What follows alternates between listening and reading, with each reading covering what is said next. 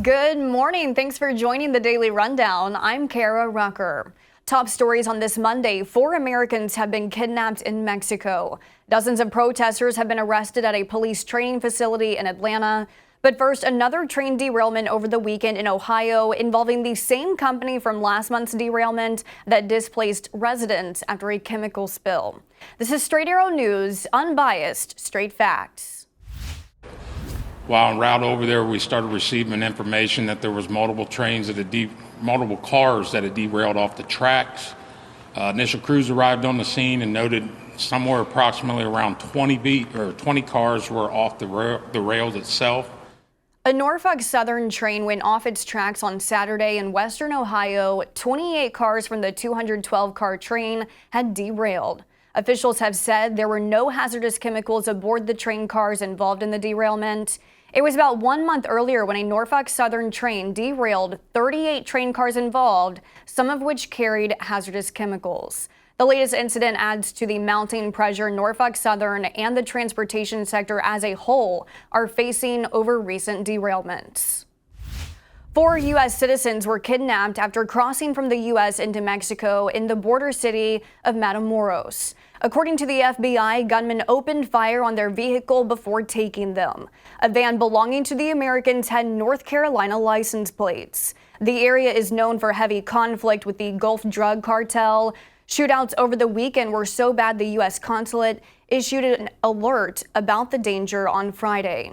The 4 Americans were kidnapped Saturday. The FBI is offering a $50,000 reward for their return. Sunday evening, protesters in Atlanta set fire to the construction site for the new Atlanta Police Department training facility. Pieces of construction equipment were blazing. Large rocks, bricks, and fireworks were thrown at police officers at the training facility, according to police reports. Reports indicate 35 people were detained following the outbreak. Police protests have been a major narrative in Atlanta. People are also protesting over the 85 acres being used for such a facility.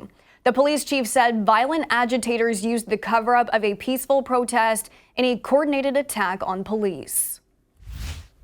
Snow just kept building and this tree just kept leaning more and more. And then eventually it gave way and the power lines were holding it up. Mom was definitely scared, you know. Every time a tree fell, it was like a gunshot went off and then just a big old crash and snow everywhere, so. Snowfall in California over the weekend has stranded residents in Northern California communities. Blizzard conditions shut down roads and highways. More than 30 inches of snow fell in a day in some regions, triggering an avalanche warning and adding to the almost 10 feet of snow the state got hit with last week. Search crews have rescued several people stranded in mountain communities. Meanwhile, in Southern California, residents could remain trapped in their homes for several more days after unprecedented snowfall in the region. Last week, we told you about 1,000 schoolgirls in Iran poisoned across as many as 50 different schools in the region. Iran's supreme leader is now saying if anyone is found responsible for deliberately poisoning female students, they would be sentenced to death. It's the first time Iran's top official has commented on the investigation, saying the act of purposefully poisoning school children is an unforgivable crime. State media has reported 1,000 girls sick from poisoning since November, with some politicians speculating the poisonings are meant to deter females from going to school. Iran's leader has told authorities to seriously pursue the issue, and any perpetrators will face capital punishment. Showing up for your big cheer competition is nerve-wracking enough, but having to compete for the trophy alone when your cheer team is a no-show makes it even more challenging. But it was a challenge 8-year-old Peyton Thorsby was up for, taking to the mat solo after her cheermates couldn't make it. The judges apparently liked her routine and her bravery, giving Thorsby the first-place trophy. I didn't really want my team to be disappointed of me of not going out there and showing up for them. And so I made my decision. I wanted to go out there and I want to make my family proud and all of my friends proud for myself.